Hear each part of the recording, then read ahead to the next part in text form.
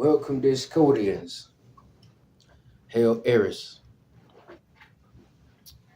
As above, so below. I'm glad you were able to attend the sixth lecture of an 8-lecture series on Leary's model of the 8 circuits of consciousness. I'm Holy Discordian Pope, 5th degree Episcopos, Grandmaster Williams, here in the House of Eris. I'm also a 32nd degree Scottish Rite Mason. I'm a Hellish Shrine Temple Noble, worthy patron, and cashier in the financial department, the Grand Lodge of Louisiana. I'm also a member of the Illinois Lodge of Research, the most worshipful Grand Lodge, ancient, free, and accepted Masons, state of Illinois jurisdiction, and the Idaho Lodge of Research, number 1965.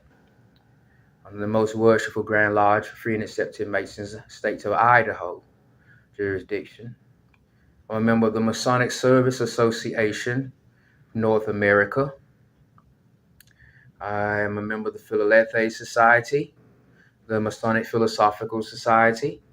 I'm enrolled currently in the Masonic Institute of Fine Arts, and I attend regularly the Masonic Seminar Series. I was initiated in 1998. I've got a picture of our lodge house, Blue Lodge, that is. Or Craft Lodge is not a large building. And, I say that to say we've a really, really close relationship and a social network as well. Here's a picture I took of our lodge house. The one was initiated into in 1998. You see? It's not your huge, humongous building or skyscraper, is it? You see? And so,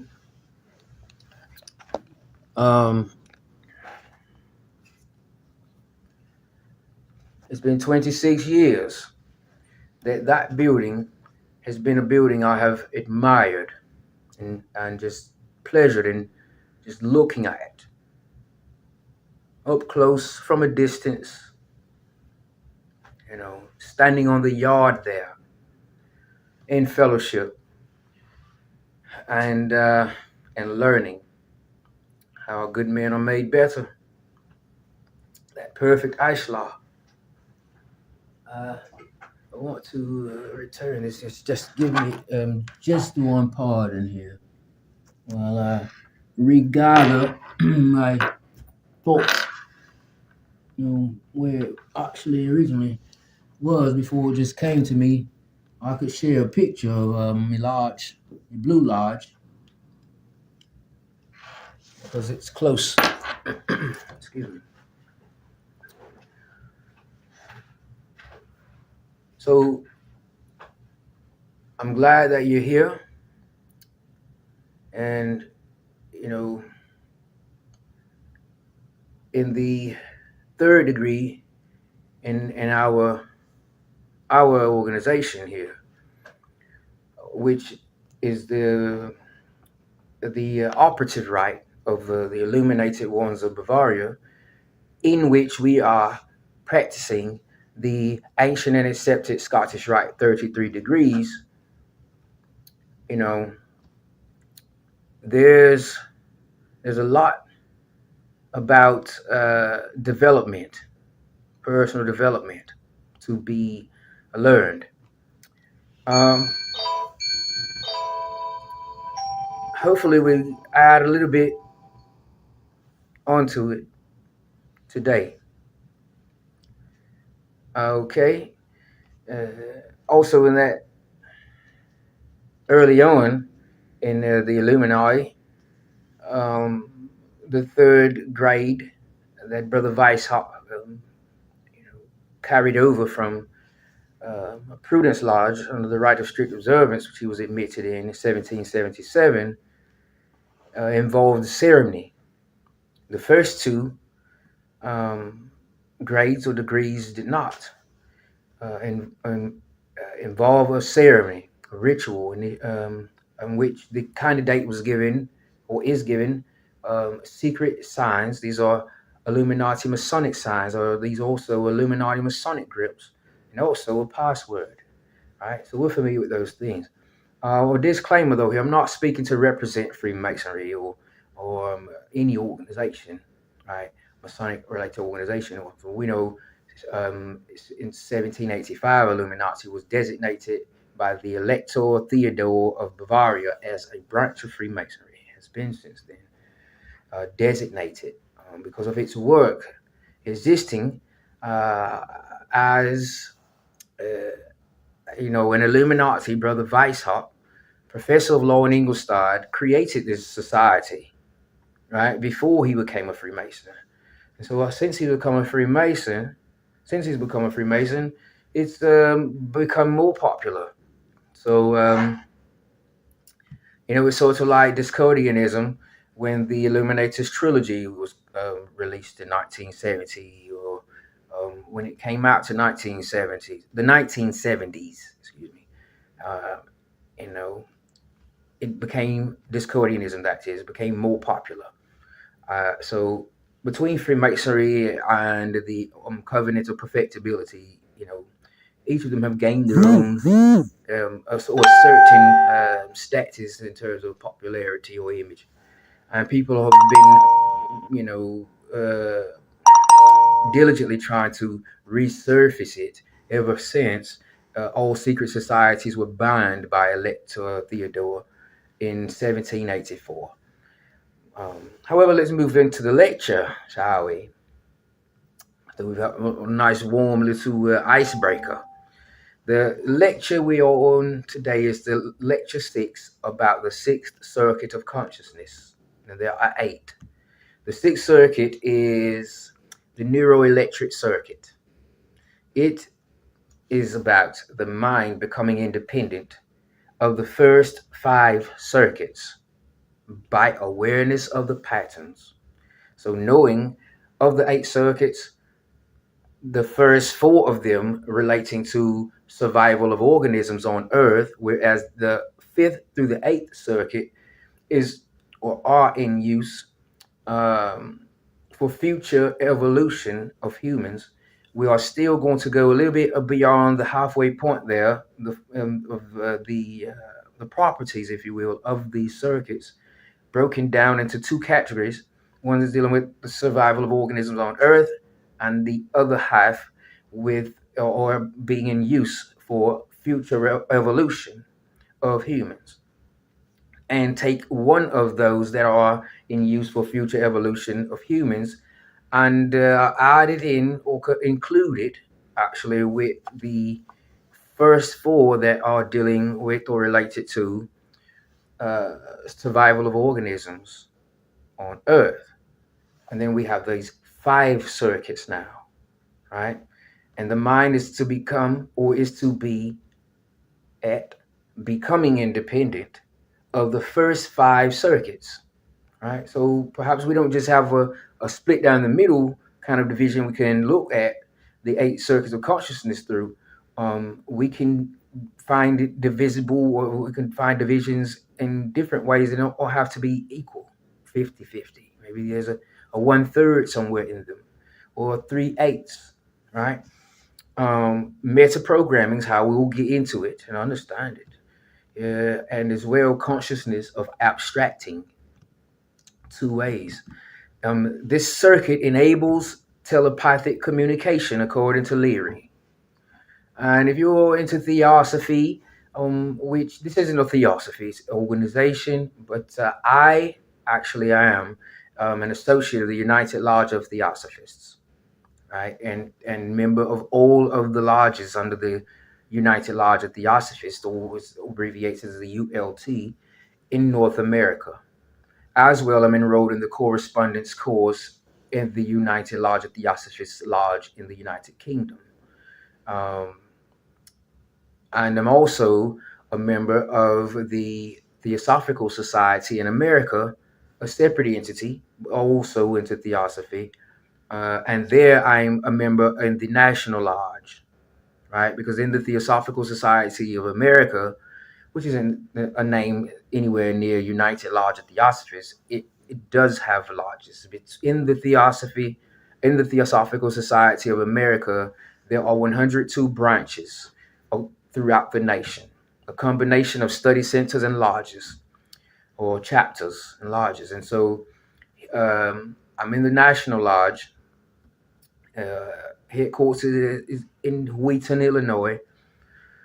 I'm here in the Florida jurisdiction, and here locally, we do have a local chapter of the TSA, which is how it's abbreviated in regard to the Theosophical Society in America, founded in 1875, right, by H.P. Blavatsky and Olcott and Judge, right.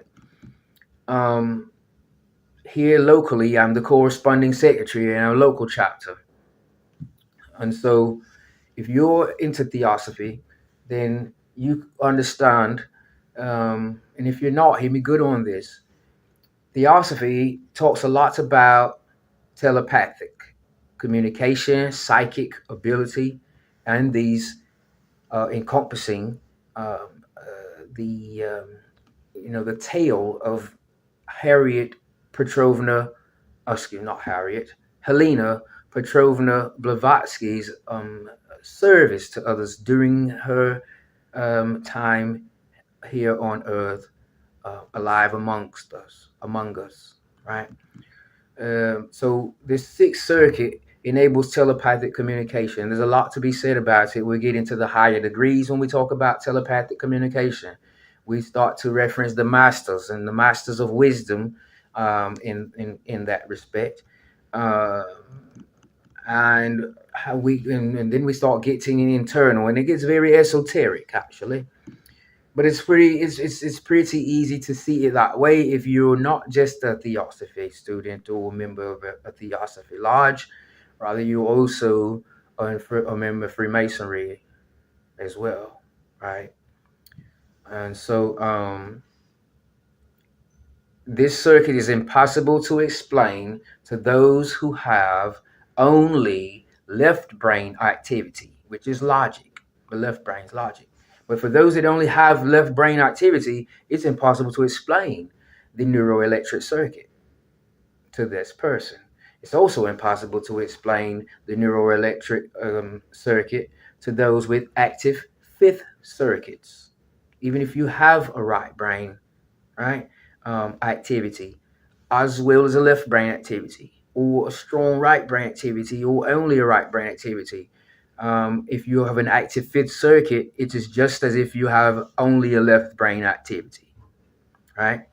So this circuit appeared in 500 BC in connection with the Silk Route, right? We would pronounce it route or route, but it's spelled Silkroute, Silk Route or Silk Route. It's associated with the peyote. A peyote is a small cactus, right, with the quill type of things on it, as well as psilocybin, psilocybin,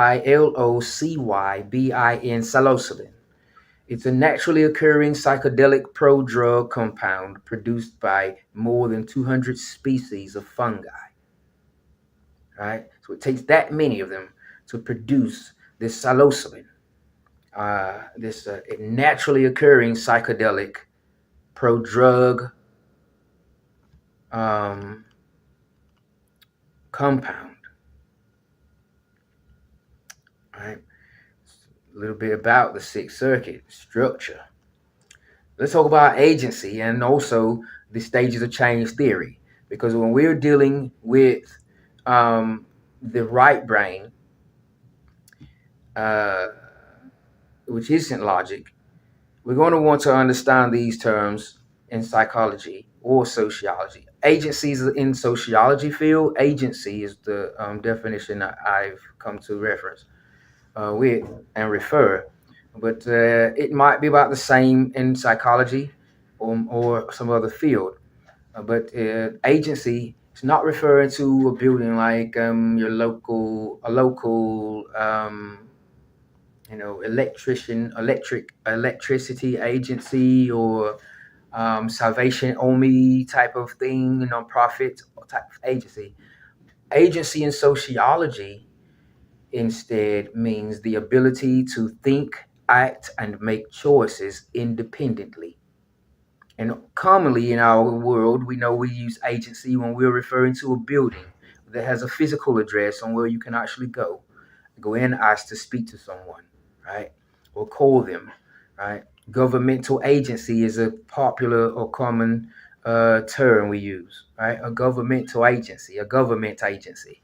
But in sociology, agency means the ability to think, act, and make choices independently. That means not let others stir us when we need to make choices, when we need to think, or when we need to act. But in between there is room for the influence of others in our filter system that we can feel comfortable letting in these influences, these elements or chemicals, the signals, right?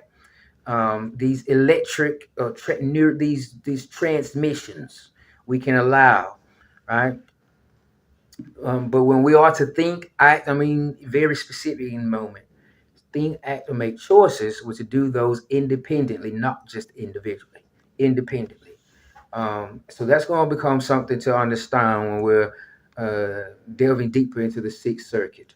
Something else is the five stages of change theory. And the reason why is because the Sixth Circuit concerns itself with the mind becoming independent of the first five circuits by awareness of the patterns, and this is temporary. These circuits are all together, and in real time, we don't really have time to notice when we're from one circuitry to the next. We are already in the process of the whole entire bubble of exploration, right? And we need some room or energy saved aside, set aside to explore, I mean, to discover some things while we are in exploration, right? And so the five stages of change theory kind of elude us, if you will, to this necessity that goes beyond becoming independent or making choices or thinking or acting into maintaining and managing under those psychologies and those philosophies, those beliefs and passions that are activated or enhanced when we are encountering something new, right? As we would be according to the first circuit, the biosurvival circuit, or during childhood in the sensory motor stage, according to John Piaget, right? And so the five stages of change theory we want to hear about here a little bit. These stages are dominant in the psychological context, right? As independent choices are governed once they are made, right? The space it takes to forge a choice independently, right, might count as a human movement. We're talking here now, the fourth dimension, right, in a three-dimensional space, right? The space it takes to forge a choice independently, this agency,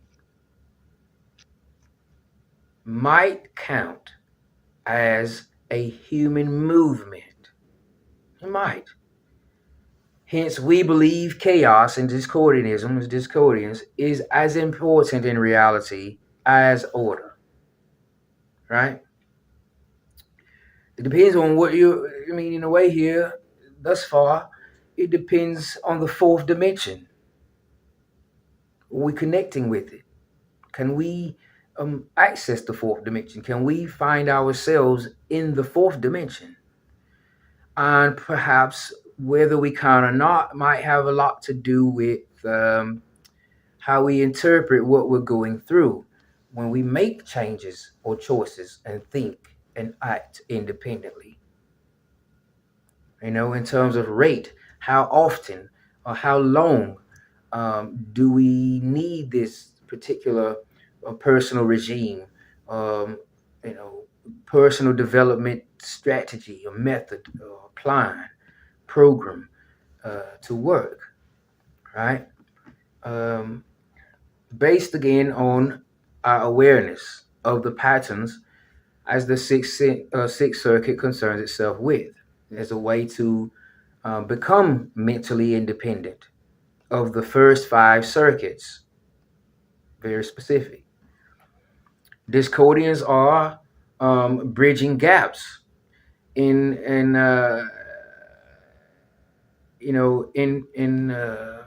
gaps that are in process, happening right now in our universe. We are bridging those gaps, right? And we're leaving random textures, metaphor, to people to convert into something that makes sense personally, right? And this is because we've learned a lot about what everyone else has to say about Eris, but we've not learned a lot about Eris's own uh, uh, persona, Eris's intelligence. In connection with Aries, Eris is under the sign Aries, and what Aries is forge is with the other zodiac signs, or in the entire zodiac, right? We're not anywhere near through learning about Aries, the emotional stars, right?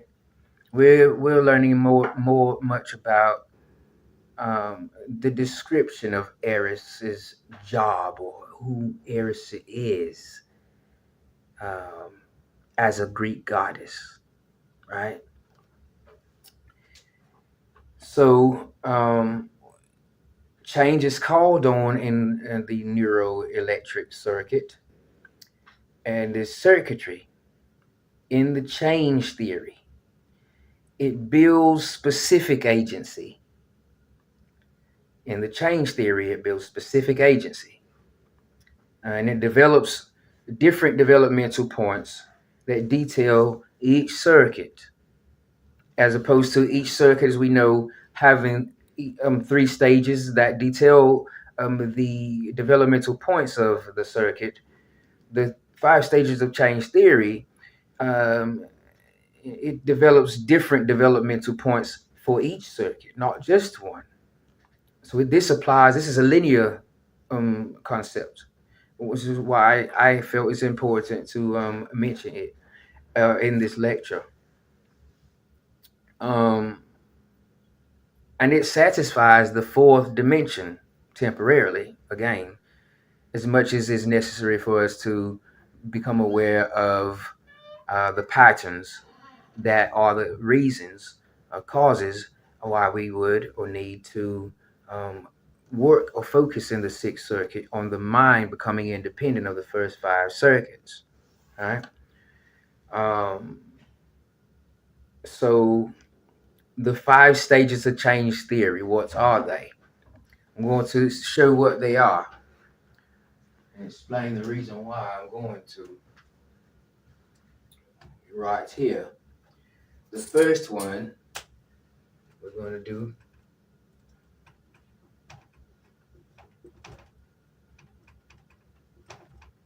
five stages of change theory.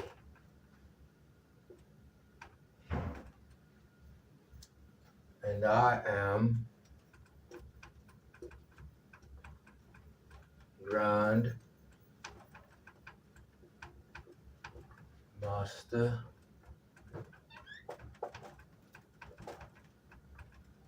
Williams. PhD. The first one is pre-contemplation.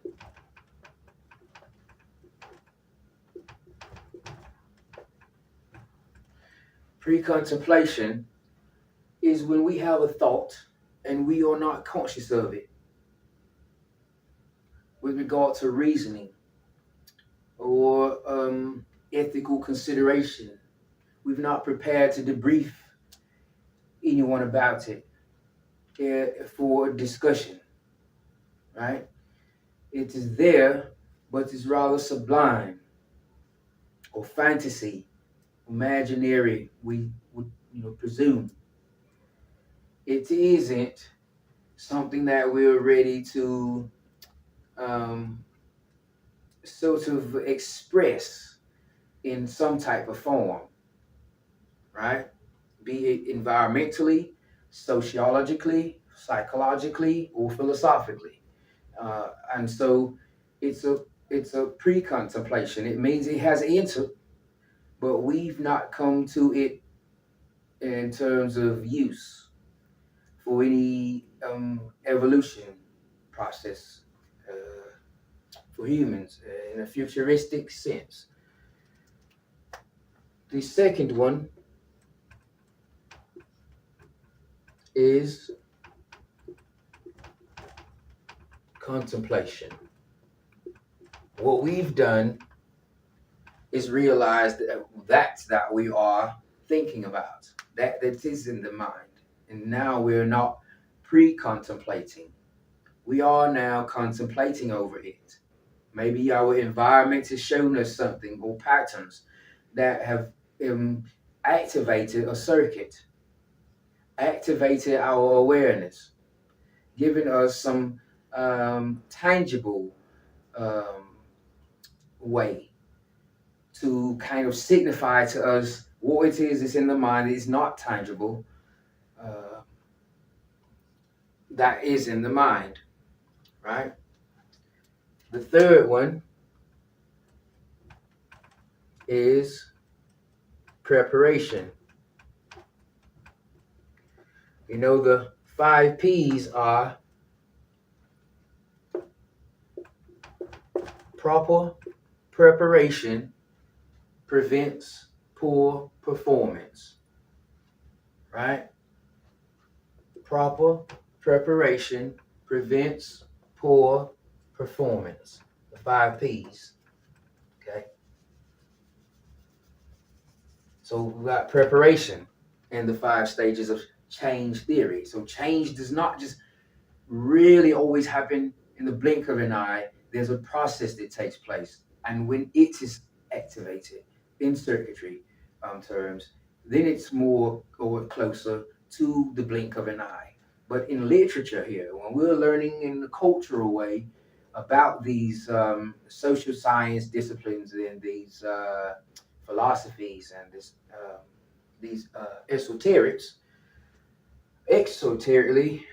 we are learning at probably more of an extended or expanded kind of pace or perspective of disposition, actually.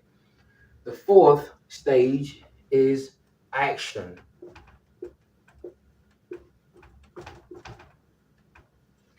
In the 3rd stage of change theory, we start to make plans to bring into action what it is that we're contemplating or we've contemplated on. And then in the 4th stage, we start to put that plan into action. And the 5th one, which is why I wanted to mention the 5 stages of change theory in the beginning in this lecture, we talk about agency, the ability to think, act, and make choices independently.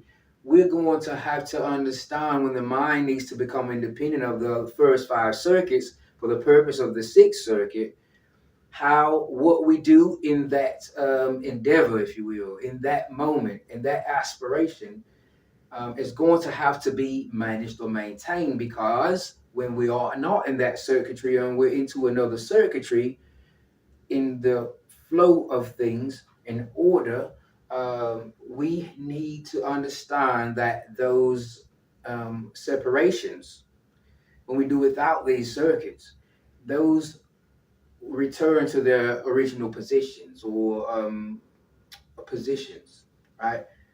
Importance, significance. They don't separate, and we discard of them. There is a specific reason that we ought to do without them, right?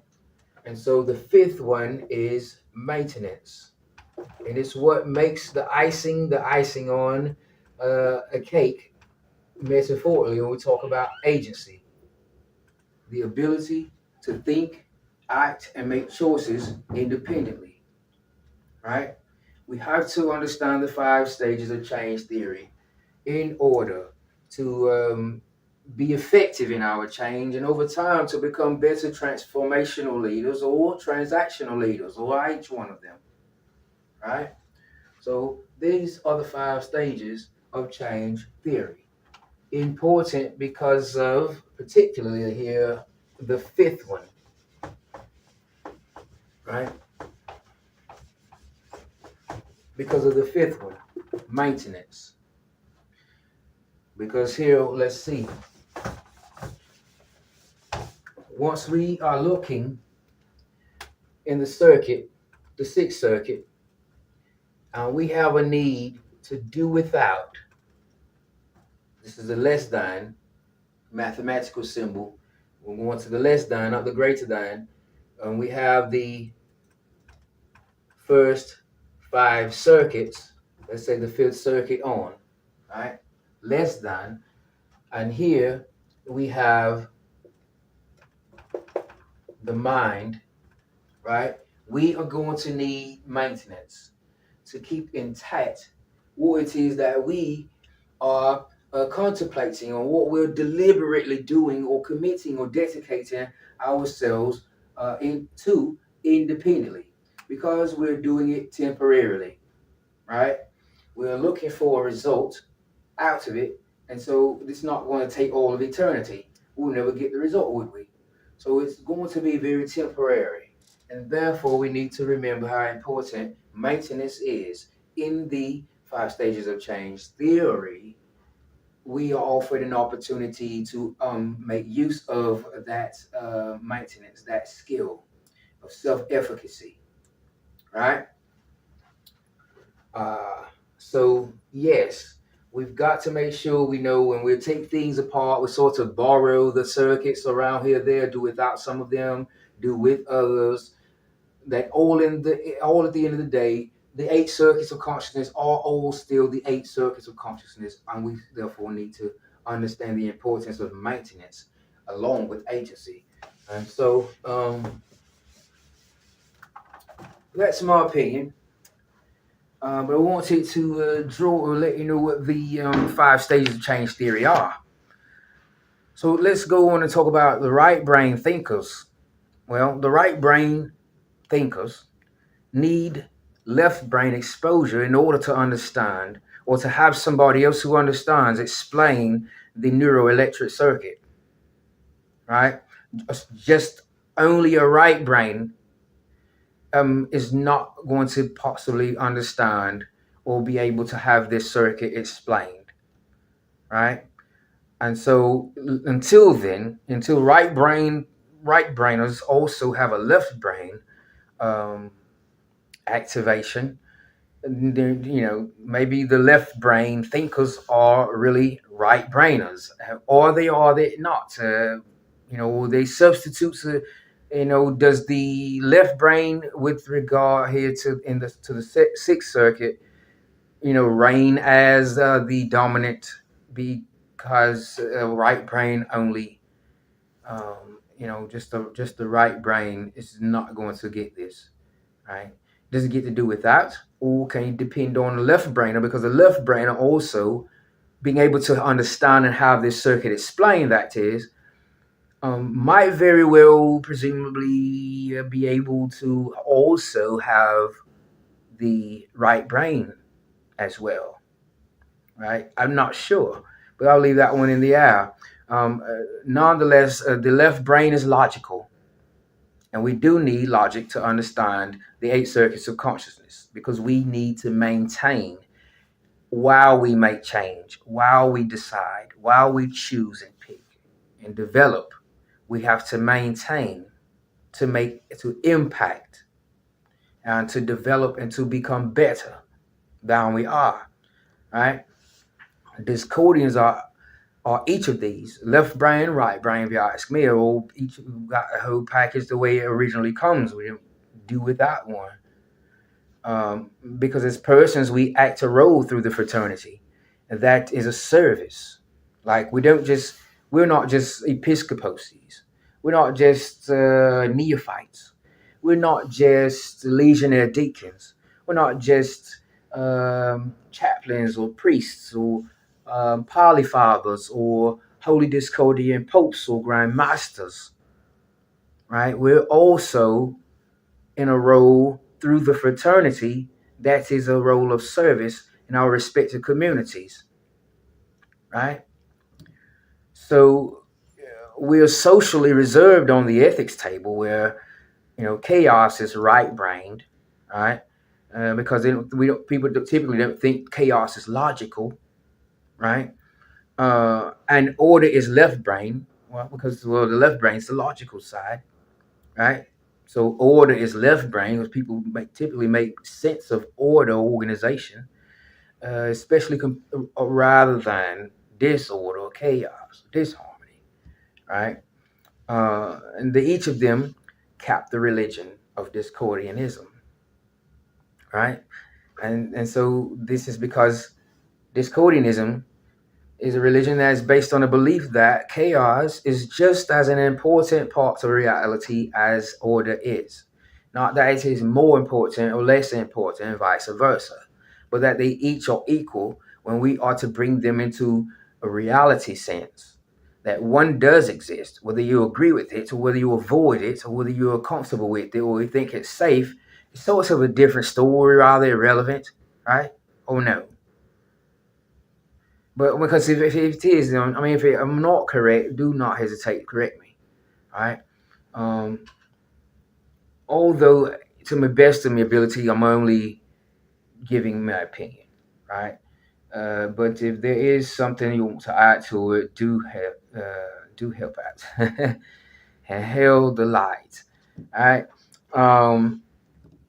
Yeah. So we're socially reserved on the ethics table, where chaos is right brained and order is left brained.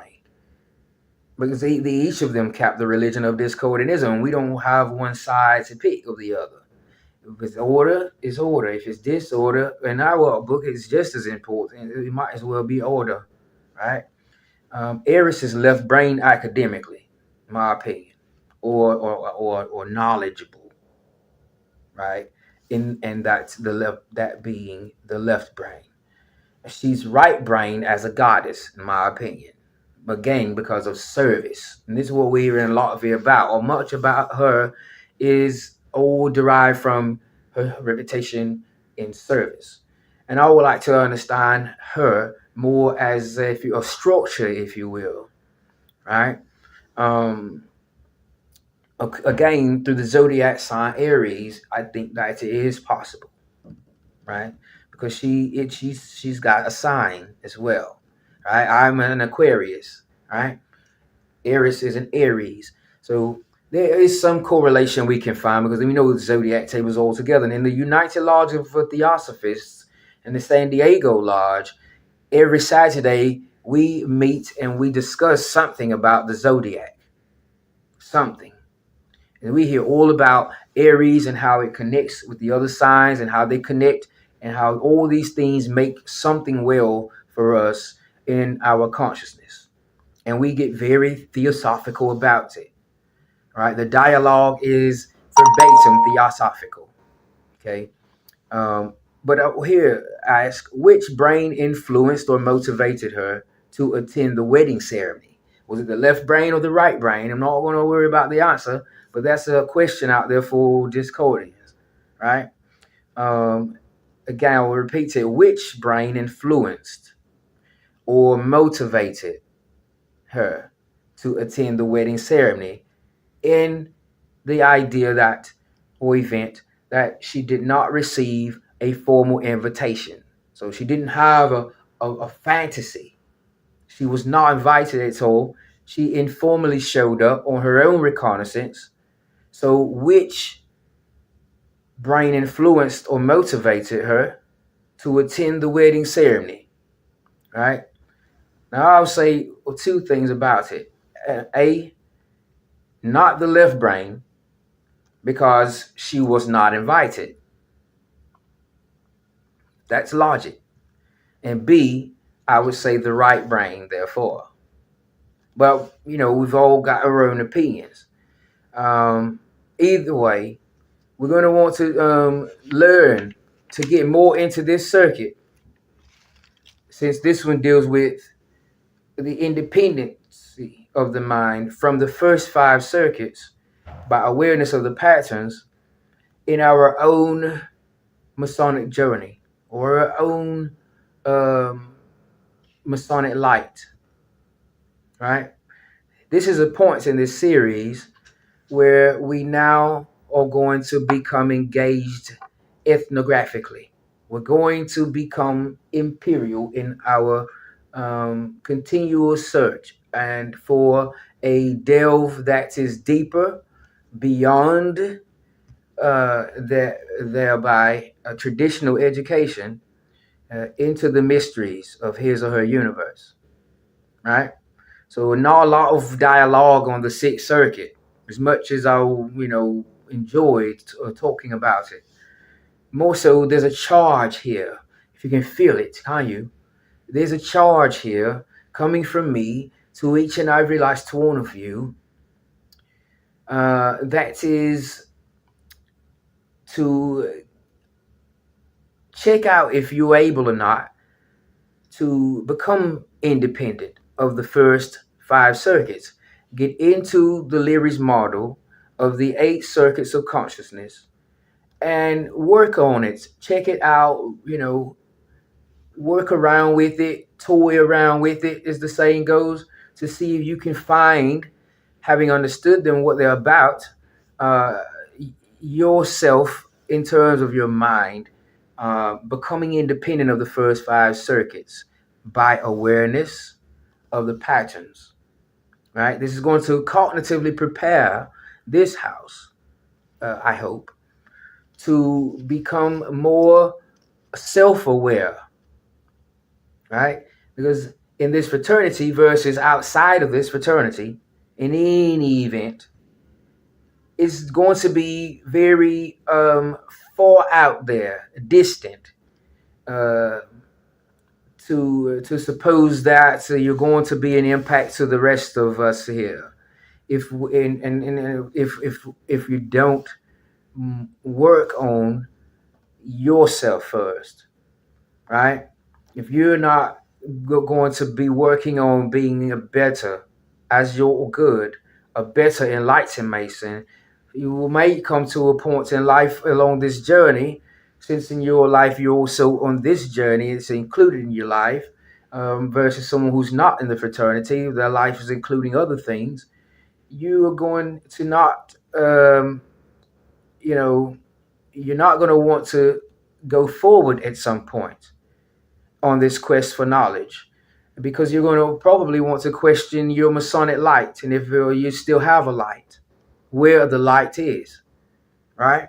The only way to avoid that situation is to constantly work or constantly seek, or to seek constant improvement, which you can do not just within self, you can do it among the members of the fraternity in this house. If we constantly improve, is different than if we seek constant improvement. We can seek constant improvement that might not have anything directly to do with us, the one self.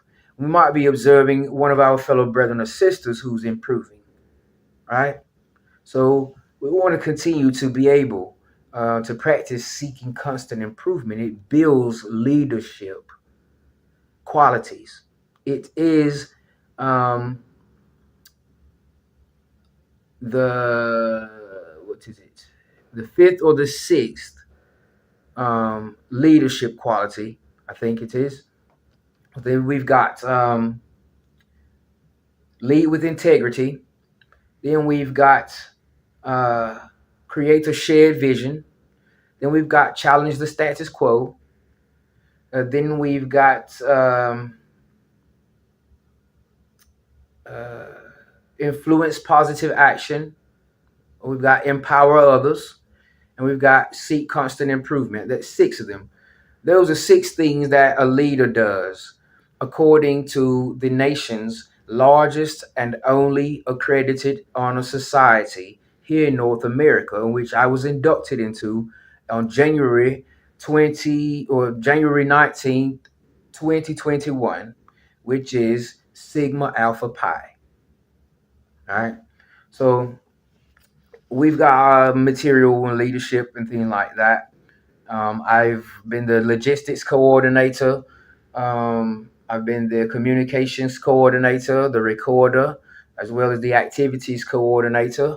One of the members or leaders in the Learning Guild community within Sigma Alpha Pi. And I'm in the third tier, which is about career success.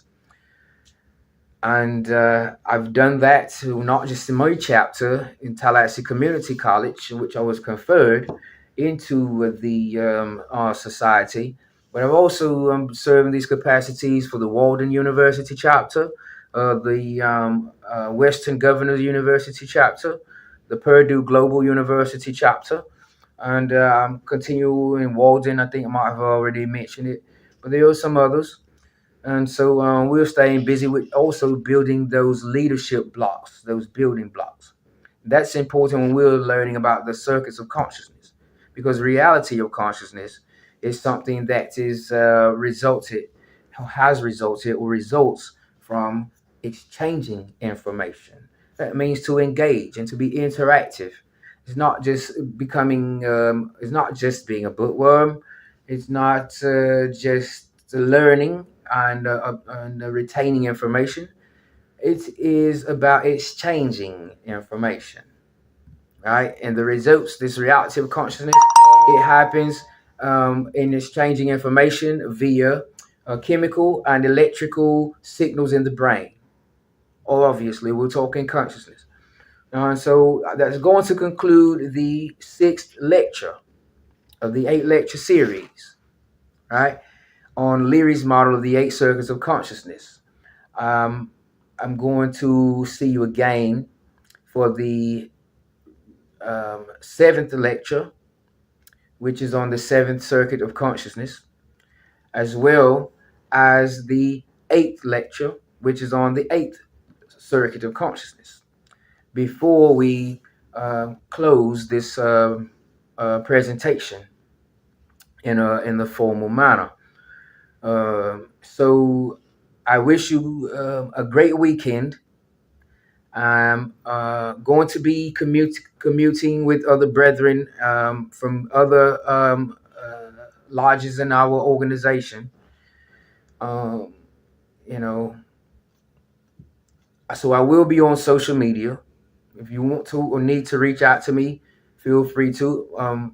It's me personal mobile number, area code 850-321-9215, or me email Illinois Larger Research 86 at gmail.com. Or you can reach out to me in the new Discordian Society page. I'm the manager, one of the managers of the page. And I will do my best to reach back out to you. I absolutely will, if I know that it is a message for me, and it isn't just a general comment. I might entertain it and I might not. But depending on what it is, because I don't get to controversy or anything like that. My focus is very much so inspired and influenced by the instruction of Grandmaster Crowley, who is the Grandmaster of this house.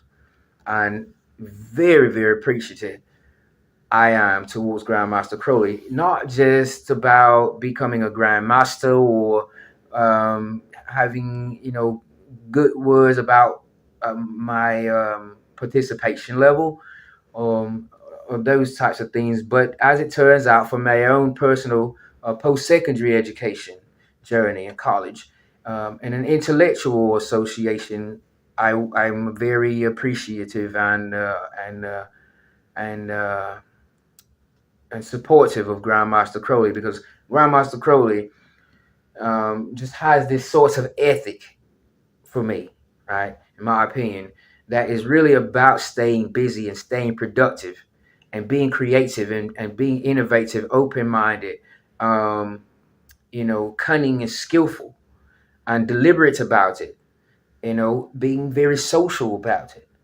And that is really a good leader, seen or noticed, at least by me. And now when I mention Grandmaster Crowley and other circles I'm in, yeah, um, you know, which are only on Masonic, these are Masonic circles, and we are in Masonic intercourse. I mentioned Grandmaster Crowley. Absolutely, I talk about how creative Grandmaster Crowley is, and just how alleviating that is when you're voluntary giving your time to join a fraternity, and it's a lifelong membership in the fraternity, and you're probably a Lewis like I was at 18 joining in Freemasonry, not knowing at 70, 80 years old, I'm 44 now, not even seeing 44 years old how this is going to work for me, good or bad, because I just don't have enough awareness about society to make that type of even of a hypothesis, right, or an inference based on any statistics. Even at that age, I mean, I even got very engaged in the substance or the disciplines, the social science disciplines of the structure of our societies around the world, in general organizations, large groups, right. Had not done that at 18, and so you know now I'm 44, understanding it very well, but still, again, I'm in the same position. I don't know 44 more years from now what this has to do with anything, because I can't be in two places at once, can I? So Grandmaster Crowley's been a very, very effective catalyst in personal development, and I, recommend her Grandmaster Crowley as such, to all Masonic brethren and supporters of the craft, wheresoever, dispersed, to their favor and protection. And with that being said, we meet upon the level of equality, we act by the plumb of uprightness, and we part upon the square of virtues until we meet again. Good day.